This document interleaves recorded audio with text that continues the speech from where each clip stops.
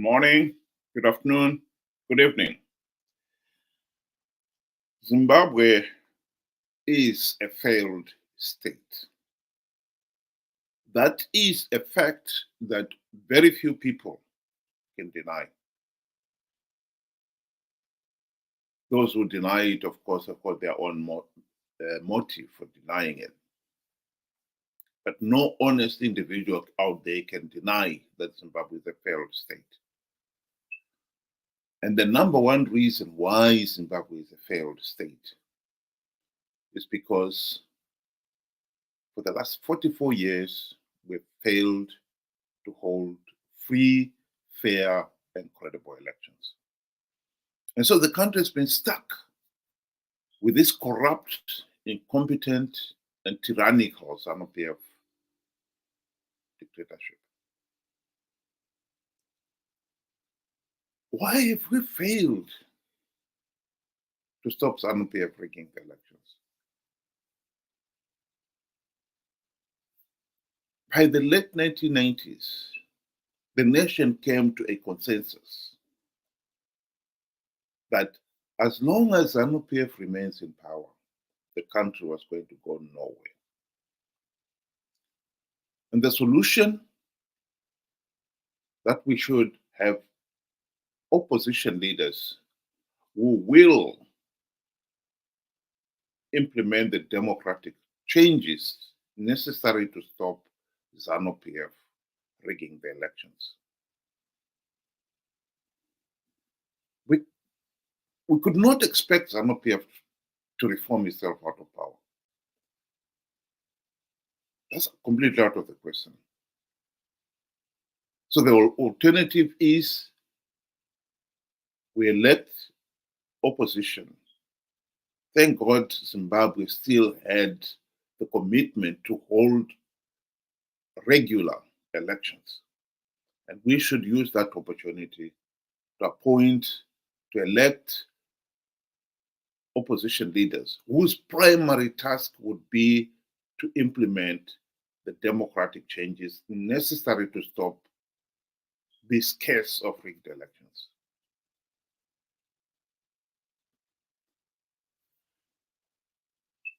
The MDC, when they were launched in 1999, they were riding on that wave. They even named their party the Movement for Democratic Change. And people believed they were going to deliver that democratic change. It is a pity that now, 24 years since the launch of that party, we are still where we are, where last year Zanu PF blatantly rigged the elections. As a nation, we've got to go back to the drawing board. We've got to ask ourselves what went wrong. Why has the opposition failed to deliver any meaningful change to stop Zanu PF rigging the elections?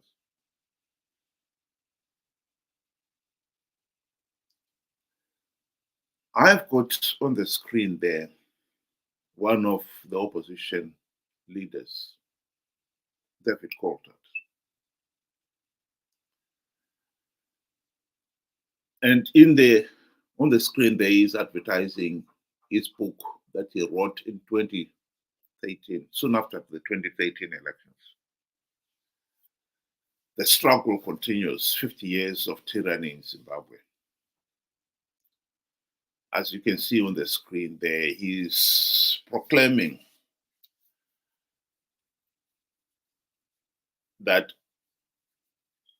what sets Coltart's book is a quotation, I suppose, from one of the people who reviewed this book. What sets Coltart's book apart from other national political memoirs is a beautiful, crisp, clear-eyed prose that reads at times like a thriller. For anyone who wants to understand the complexities and multiple truths of Zimbabwe and its politics, they should read the book. I have read the book. In it, David Coltart admits that the 2023 elections were not free, fair, and credible. They were so flawed, he says, that the only logical thing to do was to withdraw.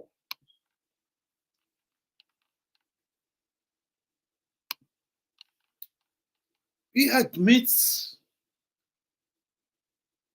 in his thriller there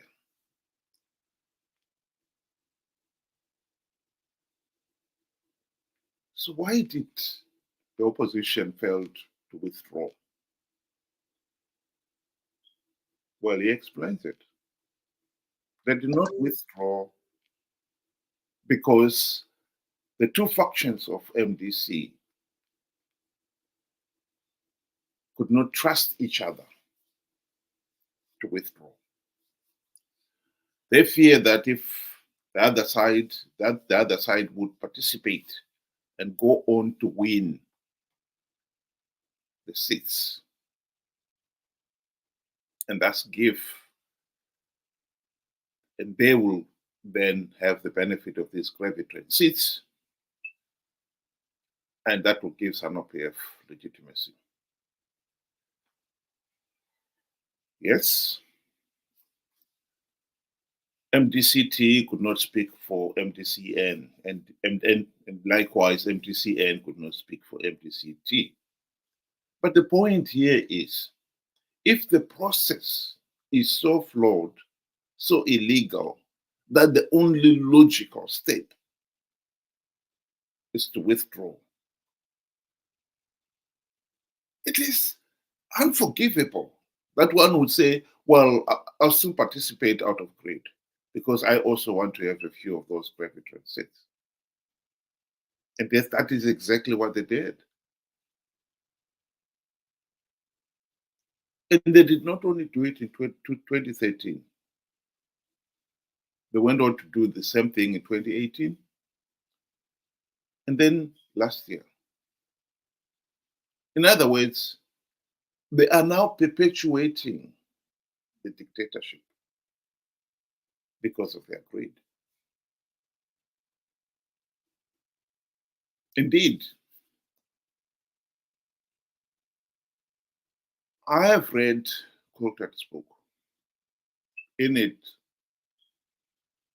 he was particularly silent on the issue of why did MDC leaders fail to implement even one token reform during the 2008 to 2013 GNU. Not even one token reform was implemented.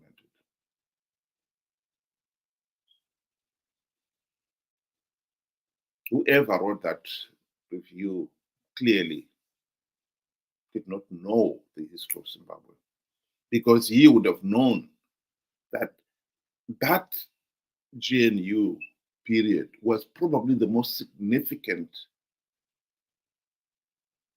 5 years of Zimbabwe's history since independence in 1980. That opportunity to implement the democratic reforms, if they'd been implemented, that would have transformed Zimbabwe. That would have ended the Zanu PF dictatorship. And yet for 5 years, the MDC leaders failed to implement even one token reform.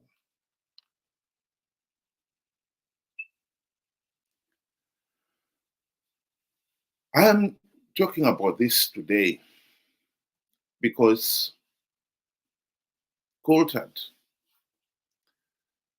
participated in last year's elections, knowing fully well the process was flawed, knowing fully well that it was illegal. And this time, SADC and the AU election observers condemned the election as flawed and illegal. Coltart was one of the Triple C people who participated in those elections, knowing all those facts. And he was one of the few who won their contested seat. He contested as one of the councillors in the seat of Bulawayo and was subsequently elected mayor. So right now, he is, your worship, the mayor of the city of Bulawayo. He participated in those elections, knowing fully well that participating would give the Zanu PF legitimacy.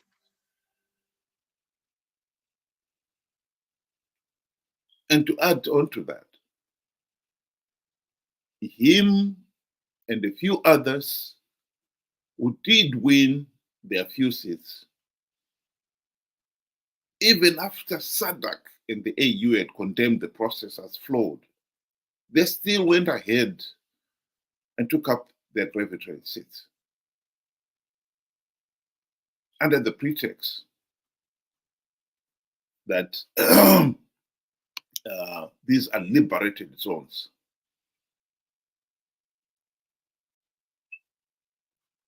Of course, it's nonsense. Elections are held as a countrywide affair.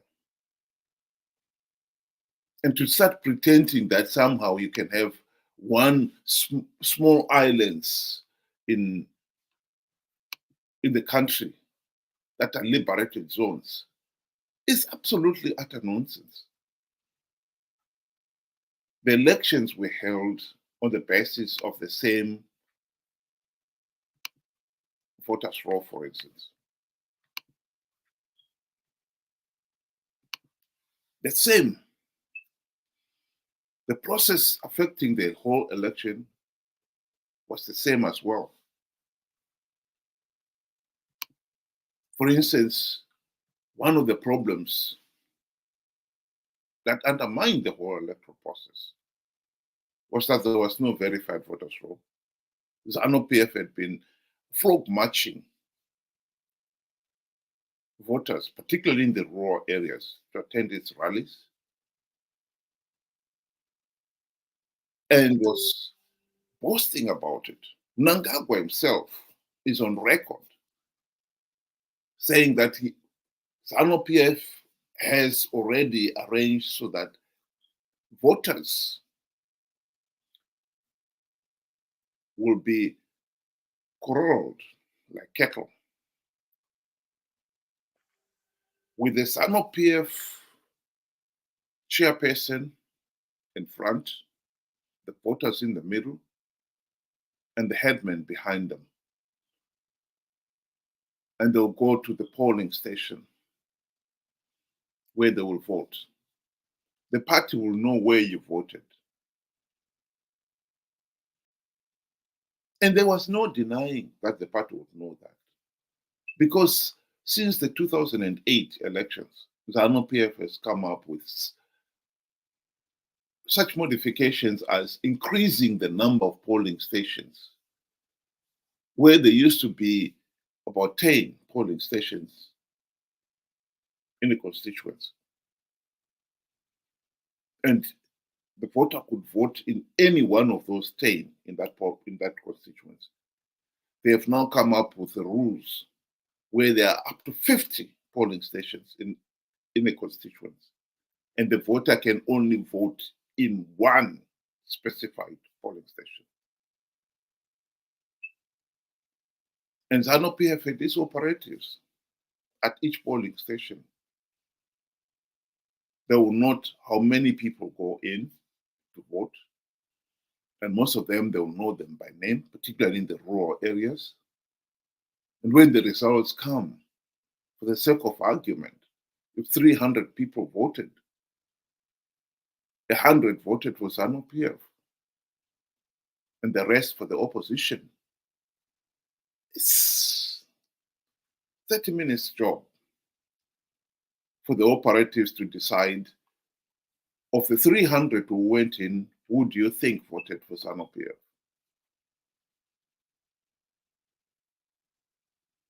And I think in most of those cases, they'll get it spot on. So to say that Zimbabwean elections are still free, fair, and credible is a nonsense. And yet, here we are. The opposition participated, knowing fully well of all those flaws. Indeed, to entice the people to go and participate, the opposition have taken up coming up with all manner of incredible, idiotic arguments, claiming that they have got winning in rigged election strategies. And the number one of those strategies last year, Chamisa claimed that he had plugged all the vote rigging loopholes when he could not even get ZEC to produce a verified vote. And indeed, on voting day itself, CCC failed to deploy election agencies at all the polling stations, even though the party had been given the funding for it. There can be no doubt that the opposition in Zimbabwe is, yes, on paper, it's opposition. In reality, it is the Zanu PF B team. They participate in these elections to make sure that the Zanu PF A team wins and there's legitimacy. And for their reward, they get a few gravy train seats. The gravy train seats that Coltart is now claiming are liberated zones. This particular Twitter came about because two of the candidates that won in the parliamentary seat here, CCC, my area, and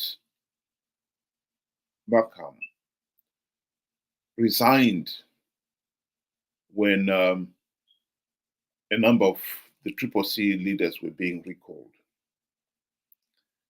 In my view, they should have never participated. These were flawed elections. I have absolutely no sympathy for these people. Of course, they sold out. They were after the few gravy train seats. We cannot continue this circus where, because Zanu PF is giving away a few seats, all of a sudden these are liberated zones. People participate in these elections for the sake of getting these few seats and give the process legitimacy. And that's perpetuate the dictatorship.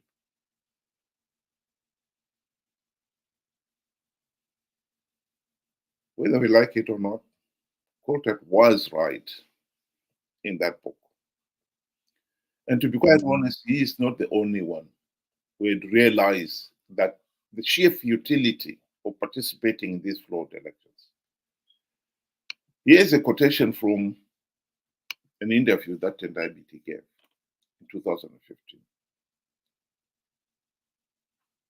He was admitting there that these election processes are so flawed that participating will only give legitimacy to the to the process. And it doesn't make any sense to continue that. But of course, when he realized that he was speaking to stones, none of his opposition friends were paying attention. they were wholly focused on winning those few gravy train seats. He himself changed. He said this in 2015. And by come 2018, when he realized that the other opposition parties would be participating, he too participated.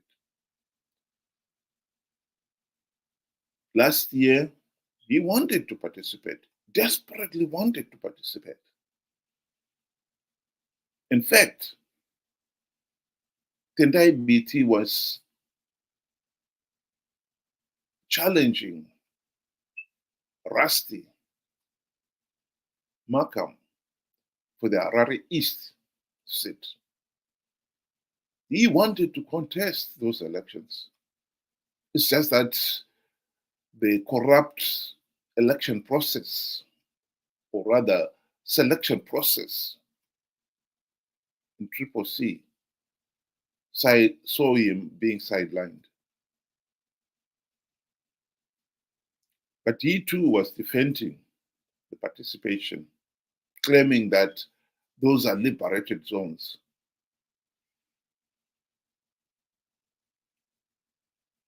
Zimbabwe desperately needs to end this case of rigged elections. And at the present moment, after 24 years of the opposition, 5 of which in the GNU, we have not made any progress at all, nor are we likely to make any progress at all.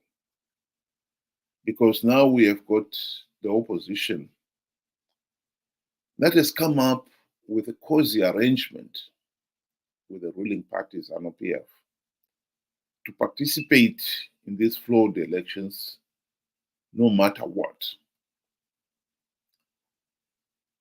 And to con their supporters to do the same. The supporters are ignorant, naive, and extremely gullible. How anyone can believe that Chamisa has plugged all the vote rigging loopholes, take us belief, when they can see for themselves that we don't even have a verified voters roll. But taking advantage of the ignorance of the people is one thing. Trying to justify participating in these flawed elections as if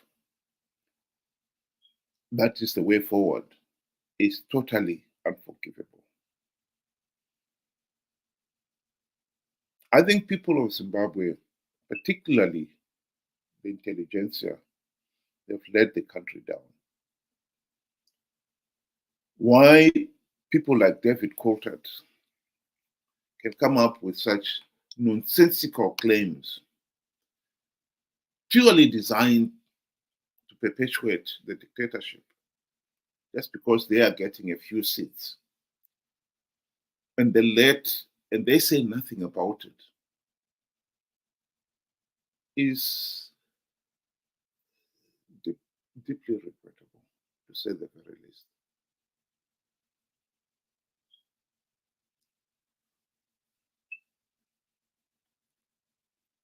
SADC, I believe SADC would have acted on the SADC election observer team report that condemned Zimbabwe's 2013 election as a farce.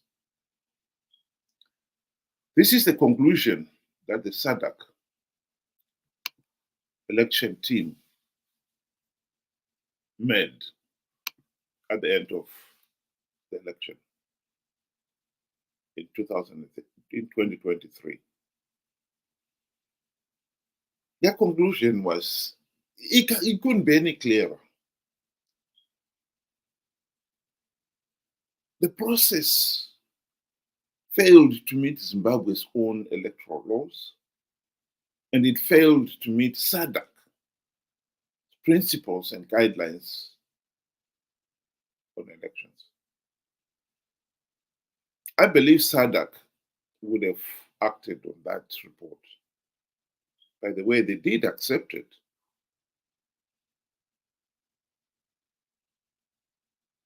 But did nothing.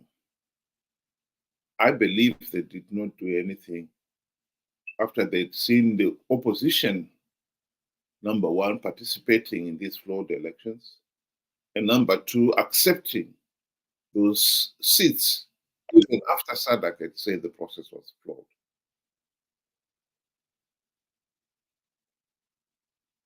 Of course, SADC knew very well that there's no such thing as liberated zones. It's just a feeble excuse to justify the continued participation in flawed elections. But SADC leaders' position was, if the Zimbabwean opposition, and in this particular case, 2 million of the ignorant, naive, and gullible public participated in these elections and are happy with the results, I think outsiders should stay out of it. In this particular case, I can understand why SADC would be loathed, because we've got to remember that it was none other than SADC who had negotiated the 2008 Global Political Agreement that gave birth to the GNU. And throughout the GNU, SADC leaders had tried to nag the opposition to implement the democratic reforms with no success. If I was in their shoes, I too would be loath to step into the breach again, knowing we have still got the same corrupt, incompetent opposition leaders who they themselves admit the process is flawed, but they also admit that they're participating out of greed.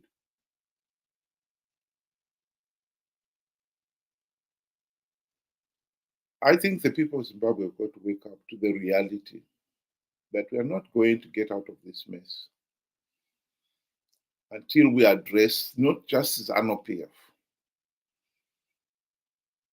but this corrupt and incompetent Zanu PF sidekick in the form of the opposition. I'm shocked that people like David Coltart have the audacity to come up with such ridiculous statements to defend their continued selling out of the people of Zimbabwe, pretending that those who participated in these flawed elections are among the finest parliamentarians in Zimbabwe,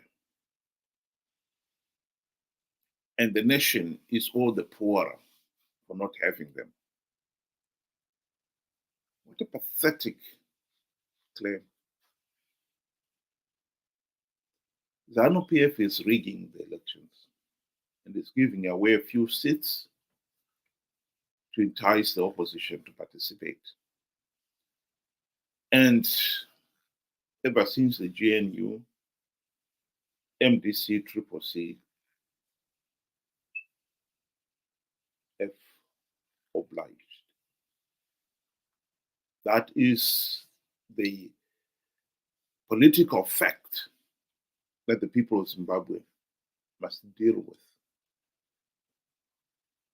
We need opposition leaders who will go back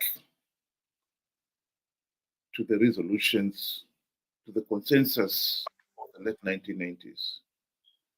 Oppositions who will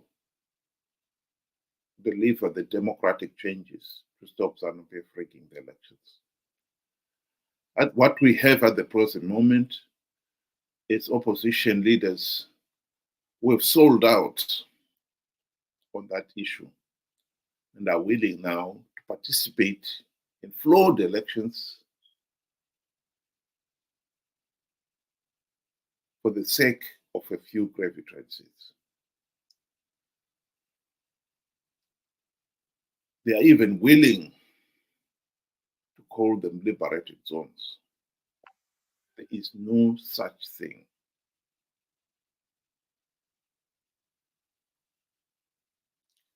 What we have are politicians in the opposition who have sold out.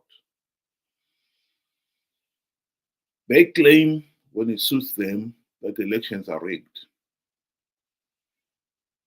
And yet they continue participating in those flawed elections for the sake of the few gravy train seats on offer as a reward. What I would like to say to these corrupt individuals is that you cannot have your cake and eat it.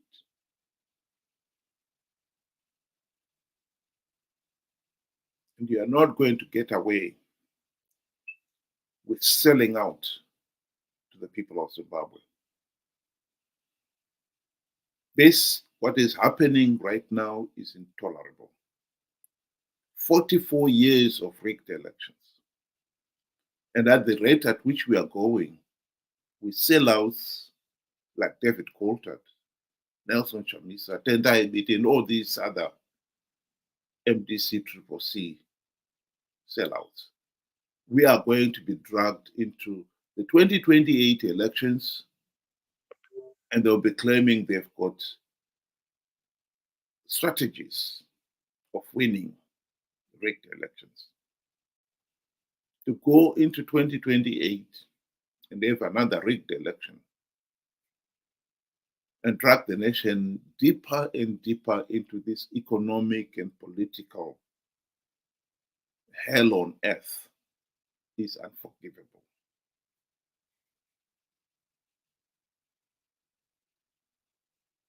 Food for thought.